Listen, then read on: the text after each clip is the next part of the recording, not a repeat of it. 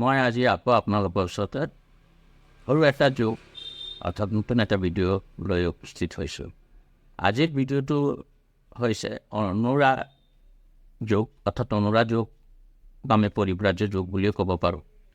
অনুৰা যোগ এনে এটা যোগ, এইটো চক্ৰত থাকিলে যাৰ জন্মচক্ৰত এনে যোগৰ উৎপত্তি হয় তেনেহ'লে বিবাহত বাধা, বিবাহৰ ক্ষেত্ৰত সমস্যা আহে। তো অনুৰা যোগ কি পৰিস্থিতিত অনুৰা যোগৰ উৎপত্তি হ'ব পাৰে, এইটো আমি বৰ্ডত চিত্ৰৰ আকাৰে লিখিবলৈ চেষ্টা কৰিম। প্ৰথমত কথা হৈছে লগ্নত, যিকোনো জন্মচক্ৰৰ লগ্নৰ তৃতীয়ত, অষ্টমত, দ্বাদশত যদি 5টা বা তাৰো অধিক গ্ৰহ থাকে অৱস্থান হয় তেনেহ'লে অনুৰা যোগ সৃষ্টি হ'ব পাৰে। লগ্নৰ পৰা লগ্নত দ্বিতীয়ত লগ্নত দ্বিতীয়ত, পঞ্চমত, সপ্তমত, অষ্টমত আৰু দ্বাদশত যদি 2টা বা 3টা পাপগ্ৰহৰ অৱস্থান হয় তেনেহ'লে অনুৰা যোগ ঘটিব পাৰে। তো বৰ্ডত মাধ্যমে মই এইটো বুজালে আপোনালোকে ভালকৈ বুজি পাব, সেইকাৰণে আমি বৰ্ডৰ সহায় লৈছোঁ। আজি আমাৰ এনেকুৱা কি যোগ থাকিলে যে বিয়া নহ'ব পাৰে বা বিয়া যদিও হয় তেনেহ'লে পলমকৈ হ'ব, পলমকৈ হোৱা স্বত্বেও দাম্পত্য জীৱনৰ খুব ক্ষণস্থায়ী হ'ব পাৰে।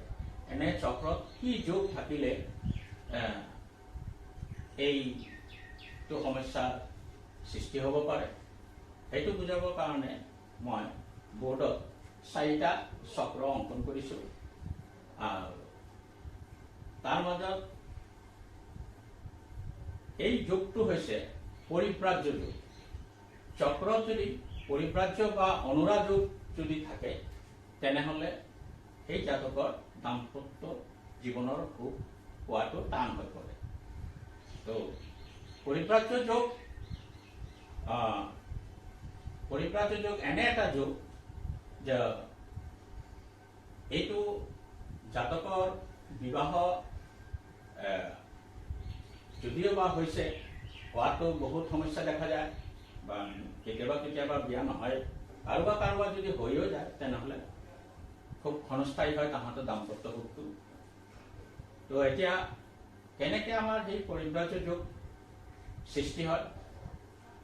লগ্ন বা ৰাশি দ্বিতীয় আৰু দ্বাদশত যদি 5টা বা 5টাৰ ওপৰত যদি ঘৰ থাকে, 5টাৰ অধিক যদি গ্ৰহৰ অৱস্থান হয় তেনেহ'লে চক্ৰত পৰিব্ৰাজ্য যোগ উৎপন্ন হৈছে বুলি আমি ক'ব পাৰোঁ। এই পৰিব্ৰাজ্য যোগ এটা অশুভ যোগ। এই পৰিব্ৰাজ্য যোগ আৰু এনেকৈ হ'ব পাৰে যে লগ্নৰ দ্বিতীয় আৰু দ্বাদশত, পঞ্চমত, সপ্তমত আৰু অষ্টমত 2টা বা 3টা যদি পাপগ্ৰহৰ অৱস্থান হয় তেনেহ'লেও পৰিব্ৰাজ্য যোগ সৃষ্টি হ'ব পাৰে। আৰু ল'ৰাৰ ছোৱালীৰ ক্ষেত্ৰত যিকোনো ছোৱালীৰ জন্মচক্ৰত যদি লগ্নৰ 4ৰ্থ স্থানত আৰু 10মত যদি ৰবিৰ অৱস্থান হয় তেনে ক্ষেত্ৰতো পৰিব্ৰাজ্য যোগ সৃষ্টি হ'ব পাৰে। ল'ৰাৰ ক্ষেত্ৰত 4ৰ্থ লগ্নৰ পৰা 4ৰ্থ ইয়াত ল'ৰা চক্ৰত যদি লগ্নৰ 4ৰ্থত আৰু 10মত চন্দ্ৰৰ অৱস্থান হয় তেনেহ'লেও চক্ৰত পৰিব্ৰাজ্য যোগ সৃষ্টি হ'ব পাৰে। তেনেহ'লে এই 4টাৰ কাৰণত পৰিব্ৰাজ্য যোগ সৃষ্টি হ'ব পাৰে। এই পৰিব্ৰাজ্য যোগ আগতে উল্লেখ কৰিছোঁ যে চক্ৰত থাকিলে তাহাঁতৰ দাম্পত্য জীৱনৰ ক্ষেত্ৰত সুখ শান্তি পোৱাটো টান হৈ পৰে। বহুতো ক্ষেত্ৰত অবিবাহিত অৱস্থাতো থাকিবলগীয়া হয়। যদিও বিয়া হৈছে তেনেহ'লে ক্ষণস্থায়ী হয়। তো এতিয়া আগত মই চিত্ৰৰ মাজেৰে কি কাৰণত দাম্পত্য সুখ হানি হ'ব পাৰে, বিঘ্নিত হ'ব পাৰে, সেইবিলাক মই চিত্ৰৰ মাজেৰে বুজাবলৈ চেষ্টা কৰিছোঁ। আজি মই কিছুমান পইণ্ট মই ইয়াত উল্লেখ কৰিছোঁ,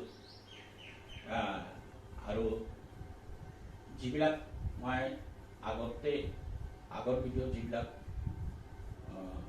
চিত্ৰৰ মাজেৰে বুজাইছিলোঁ, এতিয়া সেই পইণ্টবিলাক মই কৰি গৈছোঁ। প্ৰথমতে সপ্তম স্থান যিহেতু যিকোনো ল'ৰা বা ছোৱালীৰ ক্ষেত্ৰত বিবাহৰ স্থান সপ্তম স্থান, সেইকাৰণে যিকোনো ল'ৰা ছোৱালী লগ্ন বা ৰাশিৰ সপ্তম স্থানত যদি পাপগ্ৰহৰ অৱস্থান হয়, বা পাপগ্ৰহ অৰ্থাৎ শনি, ৰবি, মংগল, ৰাহু, কেতু এইবিলাক হৈছে পাপগ্ৰহ, আৰু হীনচন্দ্ৰ আৰু অশুভ বুধৰ অৱস্থান হ'লে বিবাহত নানা বাধা, বিবাহ দেৰিকৈ হ'ব, বা বিবাহ হ'লেও দাম্পত্য জীৱনৰ ক্ষেত্ৰত অশান্তি, মতানৈক্য, সামান্য কাৰণতেই মনৰ টেনশ্যন, স্বামী তথা স্ত্ৰীৰ মাজত তৃতীয় ব্যক্তিৰ আগমনত বিবাহ বিচ্ছেদৰ নিচিনা অশুভ ঘটনা ঘটি যাব পাৰে। লগ্নত যদি চন্দ্ৰ বা শুক্ৰ গ্ৰহৰ ওচৰত শনিৰ দৃষ্টিৰ ওপৰত যদি লগ্নস্থ লগ্নত চন্দ্ৰ বা শুক্ৰ গ্ৰহৰ ওপৰত শনিৰ দৃষ্টি পৰিলে বিবাহ বহুত পলমকৈ হ'ব পাৰে। চন্দ্ৰ আৰু শুক্ৰৰ সপ্তমত শনি, মংগল বা ৰাহুৰ অৱস্থান হ'লে সেই জাতক বা জাতিকাৰ বিবাহ কিছু পলমকৈ হ'লেই ভাল হয়। কমচে কম 26 বছৰৰ বয়সৰ পিছতেই বিবাহ হ'লে সেই বিবাহ শুভ হ'ব পাৰে, তাৰ আগতে বিবাহ অশুভ হ'ব পাৰে। সপ্তমপতি অষ্টমত বা অষ্টমপতি সপ্তমত হ'লেও বৈবাহিক জীৱন উপভোগ কৰা কঠিন হ'ব। সপ্তমত থকা ৰাহু ওপৰত যদি শনি, মংগল বা ৰবিৰ দৃষ্টি পৰে, বা অশুভ চন্দ্ৰৰ দৃষ্টি ৰাহুৰ ওপৰত পৰিলেও এনে ক্ষেত্ৰতো বৈবাহিক জীৱন উপভোগ কৰাটো টান হৈ পৰে। বিবাহ স্থানত অৰ্থাৎ সপ্তম স্থানত চন্দ্ৰ আৰু শুক্ৰৰ সহাৱস্থান ঘটিলেও বিবাহত পলম হ'ব পাৰে।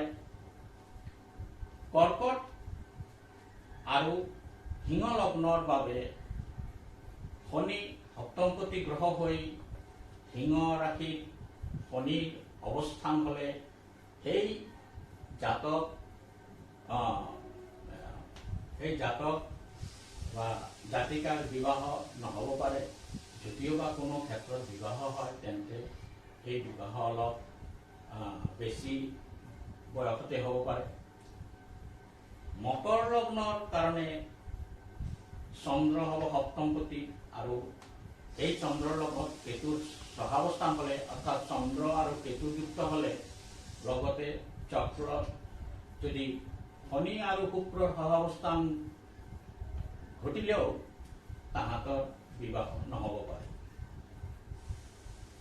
জন্মচক্ৰত যদি মংগলৰ অৱস্থান যদি লগ্ন বা ৰাশিৰ চতুৰ্থত, অষ্টমত, ষষ্ঠত হ'লেও, আৰু সেই চক্ৰটোত শুক্ৰ অশুভ হ'লে বৈবাহিক সুখৰ হানি হ'ব পাৰে। তো চক্ৰত পৰিব্ৰাজক যোগ থাকিলেও দাম্পত্য জীৱনৰ সুখ শান্তি বিঘ্নিত হ'ব পাৰে। এইটো মই পৰিব্ৰাজক যোগৰ কথা মই অলপ আগতে বুজাই গৈছোঁ। লগ্নৰ ষষ্ঠ, অষ্টম আৰু দ্বাদশপতি গ্ৰহৰ দৃষ্টি যদি বিবাহ স্থানত অৰ্থাৎ সপ্তম স্থানত বা সপ্তমপতি গ্ৰহৰ ওপৰত পৰে, তেনেহ'লে বিবাহ কাৰক গ্ৰহ শুক্ৰৰ ওপৰতো পৰে, তেনেহ'লে বিবাহ বিলম্ব হ'ব। সপ্তমপতি পঞ্চমত বা পঞ্চমপতি সপ্তমত হ'লেও বিবাহ পলমকৈ হ'ব পাৰে, বা বহু ক্ষেত্ৰত বিবাহ নহ'ব পাৰে। যেনে তেনে যদি বিবাহ হয়, তেনেহ'লে সন্তান সুখৰ হানি হ'ব পাৰে। সপ্তম স্থান আৰু সপ্তমপতি গ্ৰহ যদি পাপ গ্ৰহযুক্ত বা পাপদৃষ্ট বা পাপ মধ্যস্থ হৈছে, তেনেহ'লেও বিবাহ বিপৰ্যয় ঘটিব পাৰে। আৰু যিকোনো যিকোনো জাতক জাতিকাৰ কাৰণে বিবাহ সুখৰ কাৰণেও মই আগৰ চিত্ৰটো কৈছোঁ যে লগ্ন বা ৰাশিৰ অষ্টম স্থান আৰু চতুৰ্থ স্থান শুভ গ্ৰহযুক্ত হ'ব লাগিব, শুভ গ্ৰহদৃষ্ট হ'ব লাগিব। যদি সপ্তম স্থান যদি চতুৰ্থ স্থান আৰু অষ্টম স্থান পাপ পীড়িত হয়, পাপযুক্ত হয়, পাপদৃষ্ট হয়, তেনেহ'লে দাম্পত্য জীৱনত ভাৰসাম্য ৰক্ষা কৰাটো কঠিন হৈ পৰিব, অৰ্থাৎ দাম্পত্য জীৱন উচ্ছৃংখল হৈ পৰিব। সেইকাৰণে সুখ শান্তিৰ গৃহত যদি চতুৰ্থত যদি শনি ৰবিৰ অৱস্থান হয় বা শনি ৰাহুৰ অৱস্থান হয় বা শনি মংগল বা ৰাহু মংগলৰ সহাৱস্থান হয়, তেনেহ'লে দাম্পত্য জীৱনত সুখ হোৱাটো অতি টান হৈ পৰিব। তো আজিৰ ভিডিঅ'ত ইমানখিনি উল্লেখ কৰিলোঁ। যদি আপোনালোকৰ ভিডিঅ'টো পচন্দ কৰিছে তেনেহ'লে ভাল লাগিছে, তেনেহ'লে আপোনালোকে ভিডিঅ' অলপ লাইক কৰে, শ্বেয়াৰ কৰি দিয়ে, তেনেহ'লে আমি ভাল পাম। অহা সময়ত আৰু ভাল ভাল ভিডিঅ' লৈ আপোনালোকৰ ওচৰত উপস্থিত হ'ম। আজি এইখিনিতে সামৰিম। নমস্কাৰ।